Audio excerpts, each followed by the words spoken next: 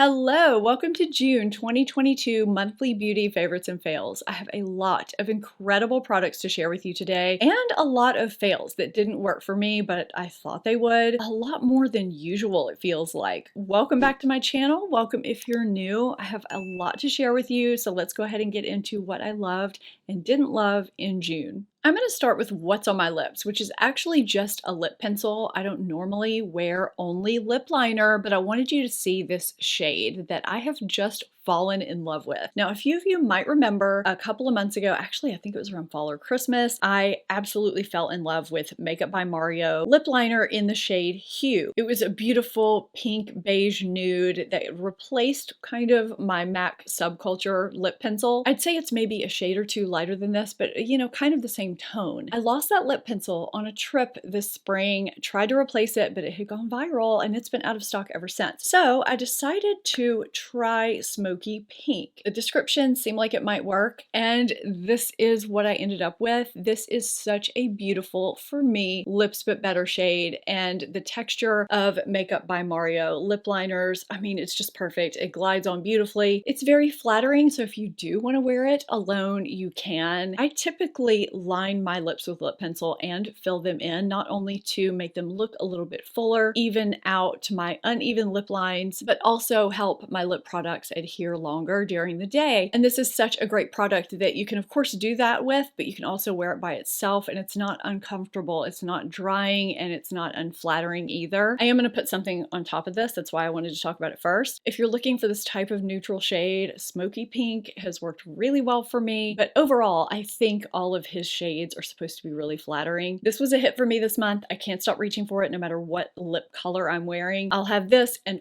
all the products I talk about in this video linked in my description box below. Just click on the title and you can see more information. Makeup by Mario also launched 2 new products recently. There's been some mixed feedback. I've tried them both. This kind of ombre looking product here is a powder product and it's called the Soft Sculpt Transforming Skin Perfector. And this one that's kind of a cream bronzer type product is the Soft Sculpt Transforming Skin Enhancer. I have both of them in the shade medium. Now this enhancer is basically, to me, a cream bronzer with a slippier format. I can use it over my bare skin, I can use it over foundation, and it blends out like a dream. I kind of thought because it does have that kind of oilier consistency that it was going to feel greasy on my skin, that it was going to make me oilier than usual because I do get oily in my T-zone. I live in humidity, but it really doesn't. It looks beautiful, it looks natural, and you can blend it out so that it looks completely natural if you just want to give yourself an all over kind of bronzed glow under your foundation or just alone, or you can use it strategically where you would normally get sun. Exactly how you would normally use a cream bronzer type product. It's just super easy to blend out. This is a really nice product. I've really been enjoying it. Now let's talk about the Perfector. I see where he was going with this, how it was supposed to kind of diffuse the skin. You can use it just over where you place the bronzer. I've seen different people use this in different ways, and I tried to use it in different ways, but every time I used it, I just found that I ended up looking very gold and shimmery. And that's just not the look that I'm going for. I mean, if you swirl them all together and you dust this on your face, there's really no subtlety about it. I mean, you get some gold shimmer in there. I'm not sure if that's reflecting properly on camera. And you could take a thin brush and try and go in with just the bronzer shade. It's doable, but you could do that with any powder bronzer. I just feel like this is the type of product that really takes some finagling to get it down for the average user. And this just isn't that type of product. I messed with this so many times, and every time I just found I've ended up looking more gold and shimmery than what I personally was comfortable with. Some people might really like that look. I just didn't, so for me, this was a fail. I actually had another bronzer that I really enjoyed in June. A lot of people are also talking about this, but I have to give my verdict because I know a lot of you have been asking me how I enjoyed Charlotte Tilbury's new cream bronzer. The official name of this is Beautiful Skin Sun-Kissed Glow Bronzer. I have the shade to medium. Now, I would say the texture of this is more like a typical cream bronzer. You can kind of feel the grip when you're taking your finger, your brush, your sponge through it, yet it gives you time to blend it out. And when it does start to set, it settles into this kind of powdery, natural finish. It's almost matte, but it doesn't make my skin look dry around the perimeter like it can do. I wanted to swatch it again over what I just blended out because I feel like it looks nice and warm on my skin, kind of a neutral warm. When you look at it swatched, I feel like there's a clear kind of almost a red undertone, but I don't feel like when it's on my face, it looks like it's red. It's just a nice flattering shade. I love the size. I love the quality, love the way it wears. And I feel like Charlotte Tilbury's face products just, I don't know, I have a good track record with them. I was interested to see if this one followed suit. And for me, it does. I don't know what was up with June and eyeshadow palettes. I have a few to share, one in not such a good way, and the others I really liked. So what's on my eyes may surprise you because I did go kind of peachy, neutral, sparkly with it instead of use the colors, but I did go colorful with the Anastasia Beverly Hills Nouveau palette on TikTok last week or the week before, kind of a wearable, colorful look. I can link that look down below if you want to see it, and if you're not following me over there, you should follow me because I do post kind of random things like that. This caught my eye immediately because of the color scheme. I love these soft green tones. This is reading kind of green, I think, on camera, but it's a really pretty blue that has, you know, some shift to it. There's peachy, kind of bronzy golds and browns. The one shade I probably won't use in here is this lilac shade, but there's always a shade or two in a palette that I never end up using, and I still love palettes overall, so that did not stop me from grabbing this. I love that I can get a neutral look like I did today. I even lined with it. This is all I have on my eyes except for mascara, which I'll be talking about here in a minute. Or I can get some really pretty,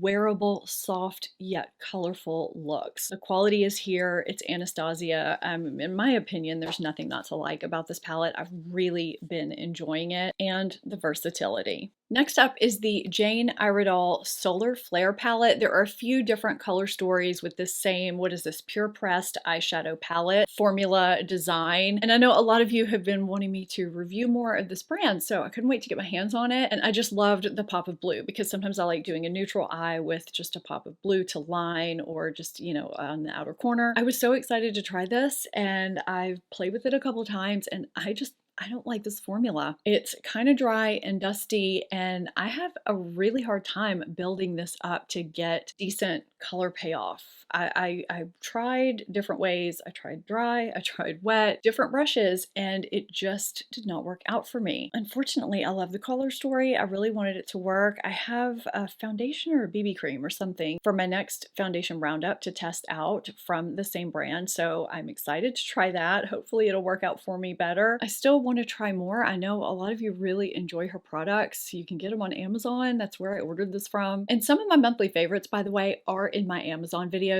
I don't like to really repeat them over here. So I'll link you to my last Amazon monthly favorites. And also I will be having a video going up Tuesday morning because that's Amazon Prime Day. And I feel like it can be kind of confusing. So I'm just going to have a few things about that. If you want to keep an eye out Tuesday morning, you can save a lot of money. So I wanted to put up something, and I never have before, but I think it could be really helpful. So stay tuned for that. But let me know other things from this brand that I can try that, you know, might be good, and then I can test it out and let you know what I think. This Nabla Read My Mind palette was a spur of the moment purchase. I'm not even sure what made me throw this in my cart, but I am so glad I did. This is another palette that allows you to get neutral looks, glam looks, everyday looks, colorful looks, basically whatever kind of look you want, all in one palette, but no matter what you're doing, it's wearable. I love the layout. It's basically no brainer. You have a complete look put together for you if you want to go straight across or if you want to keep it in these little quadrants. This was my first time trying Nabla eyeshadow. I've heard about it for years. For some reason, I've never tried it. It's everything they say it is. The shimmers are gorgeous. The mattes blend out like a dream. And I'm really glad that I started with this palette because it has everything that I need to get a complete eye look, from shades to line with all the way to highlighters and everything in between. So if you're like me and it's taken you forever to look at this brand, this would be a great place to start. If you follow me, you know I have a blush weakness.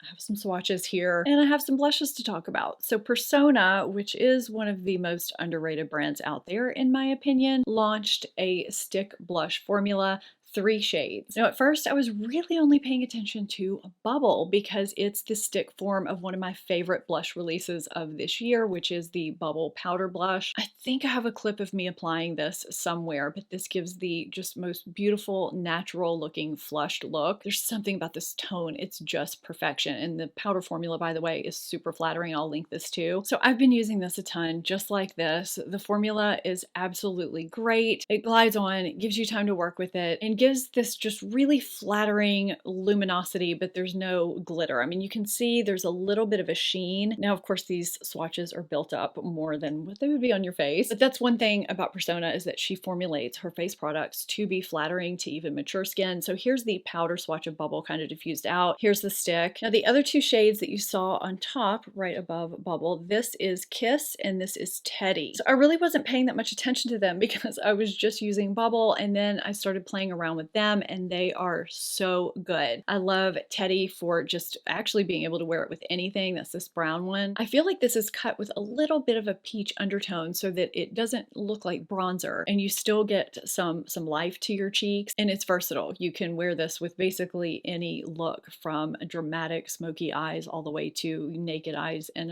a bright red lip. And then this gives you that sunburned flush. I have a red powder blush that works really well for this, and this is basically cream format, but it's not so red that it's hard to work with. I love the formula, and I've been waiting for today's video so that I could share these with you because I didn't have another video where they fit in, but I couldn't wait to talk about them because they have been living on my vanity. Now, I know you saw other swatches on my hand like this one. This is kind of an orangey, fiery coral shade. Is that coral? I don't know. Maybe it's just like a flame orange. This is one of the new e.l.f. Luminous Putty Blushes. I was kind of surprised with this formula. I actually expected it to be really luminous, really dewy. And I guess in comparison to the other e.l.f. formula, the regular original Putty Blushes, it is more luminous. But when you look at it compared to the Persona, there's a little bit of sheen going on here. There's that natural skin finish dew look. This has basically just that. I wouldn't say they're too luminous at all. I mean, they just give a very natural look, and the finish is a powder finish. So it completely dries down. There's no stickiness. It's light as air on the skin. This is a great formula from e.l.f. I mean, the Putty blushes, the original ones, were great anyway. So this is a great line expansion, and I think one that a lot of people weren't really expecting because the Putty blushes were fine as they were. This shade, though, is really different. If you don't have a shade like this, I would suggest this one. And the blush I have on my cheeks today, which I am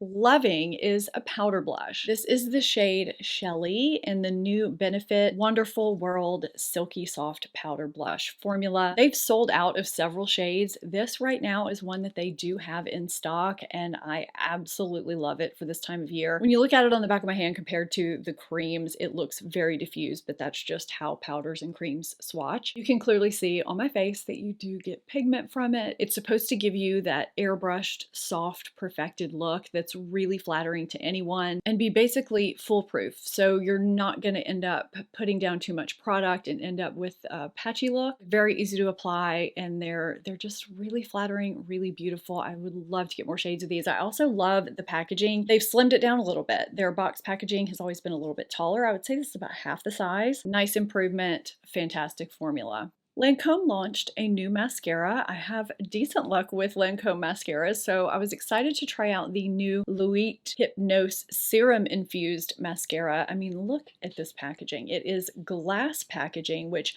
I've never heard of in a mascara. There is some weight here. Now, this part is not glass, which is good because, I mean, you want some balance when you're putting mascara on your lashes. I mean, it looks like a sculpture, doesn't it? I have pretty sparse lashes. I look for a lot of volume because my lashes are pretty decently long, but they don't hold a curl and they're not thick. So that's what I look for. This is a drier formula, which I don't mind. I have decent luck with several dry mascara formulas. I don't know if it was the packaging or the expectations that I had from looking at photos or what, but I expected dramatic, thick lashes, and I just didn't get that from this mascara. This gave me lashes that were a little bit less than what I get with their Lash Idol mascara. That's a mascara that I love for every day. It just gives me nice length and volume so that my lashes aren't invisible. My lashes feel comfortable. They're soft, not stiff, and separated. And I feel like this didn't quite give me as much volume as I get with that. And I mean, when you look at this packaging, I mean, I don't know. I'm expecting a lot from this. So this was kind of a fail for me. I feel like it's a little bit pricey. I have a lot of Lancome favorites, but for my wimpy lashes, this was just not one of my favorite products. I do have two that are standing out to me right now, mascara favorites from Lancome. I will link them both below if you are interested in those. The mascara I have on my lashes right now, though, I really do enjoy, but there is kind of a disclaimer that goes along with it. This is the Tarte Tartelette Tubing Mascara. Now, I did already review this on TikTok, maybe Instagram Reels too, I'm not sure. So if you follow me over there, you may have already heard me talk about this. My lashes don't hold a curl, so I typically need to use a waterproof or a tubing mascara to hold that curl, even if it's just using one light layer before I go in with a regular mascara, or just, you know, I'll use them by themselves. I was intrigued by this. I've been having some really good luck with Tarte lately. I love the length, volume, and separation this gives my lashes. I only have one coat on today, and I think my lashes look really nice. However,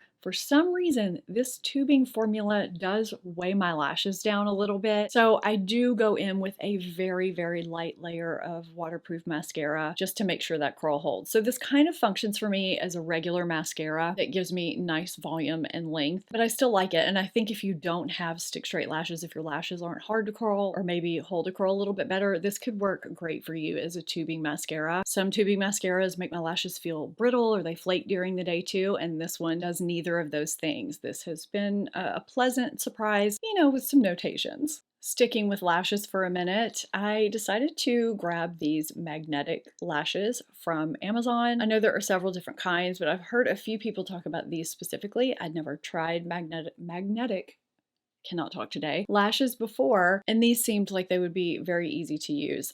Maybe it's me, maybe it's user error. I tried these so many different ways and I could not get them to work. They kept clipping to each other before they would get right at the base of my lashes, and part of that I'm wondering if it has to do with the curve of my eye. It was the outer edge that just would not curve before it would clamp down together. I tried it with my fingers, I tried it with the applicator, tried it with tweezers. I mean, I tried it with everything from different directions, and it was just a no-go. Absolutely not. I would rather just take the time and apply an accent false lash on the outer half or outer third of my eye rather than messing with these. This was just no. This is the Milk Makeup Pore Eclipse Mattifying Primer. This is the mini because I wasn't sure if I was gonna like it. I didn't want to get the full size, and this is a time where I just wished I had gotten the full size. I have combination skin that gets oily in my T-zone, and it's pretty normal around the perimeter. I never know how mattifying products are gonna work, if they're actually going to work, or if they're going to make other areas of my face look dry, and of course how they're gonna interact with other makeup products. Also, sometimes mattifying, shine control, pore minimizing type products, at least for me, can pill up a little bit and I can feel them on my skin, and I don't like that. So this is a 90% natural primer. It's silicone free. It's got these kind of microspheres that are supposed to help blur your pores and give you this kind of smooth, filtered looking finish, and it's supposed to absorb oil and fight shine. There's also some good ingredients in here. We have lentil extract, which helps with shine, niacinamide, which helps with the appearance of pores, and bakuchiol, which helps smooth texture and even skin tone. I loved the texture of this immediately. It's just got kind of this lotiony texture. It almost feels cooling when you apply it. It blends right in. You don't have to press it into your pores or do anything special. I don't notice a fragrance. It's a very natural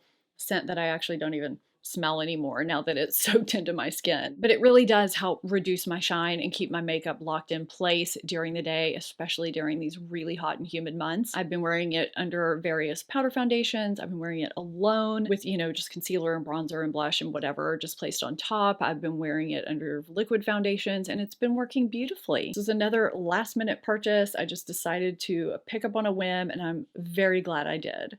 So this is the Physicians Formula 4-in-1 brush. I'll show you the other two brushes that are hidden inside here in a minute. I feel like the concept is here. I get what they're trying to do here, but the execution, it's just it's just not quite here for me. So you have this angled brush here. It can be used for contour, I guess bronzer, but it's a little bit small. For blush, it's very loose. There's not much density to it. Then you have this small sponge, which I think they say is for foundation. It's too small for foundation. So I went in and tried it with concealer. It's pretty dense. I didn't love it for concealer, but even if I did, you can't remove it to clean it. So I don't know what they were doing here. It seems to me like they would have made it removable to where you could pop it out, because if you try to wash it, you're gonna get water all down in here. It's gonna get pretty gross and unsanitary pretty quickly. So you twist off the two ends and you have the eyeshadow brushes, which, you know, this is pretty clever. I don't love the density of this brush either. I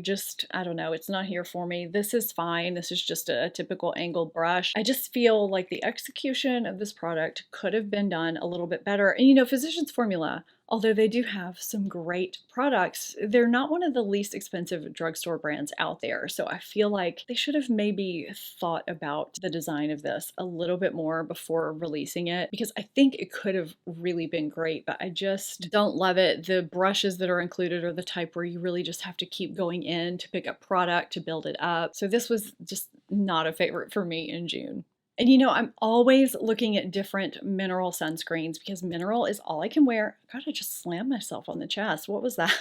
Mineral sunscreen, physical sunscreen, is all I can really wear on a regular basis underneath makeup, or really anytime, because I have rosacea. I just have very reactive skin. So I stick to mineral, and those formulations are pretty difficult because they can be goopy, oily, give a white cast. Enter Supergoop Mineral Sheer Screen SPF 30. The name of this is Sheer Screen. It's 100% mineral, broad spectrum. It's 17.5% zinc oxide based, and it's PA+++.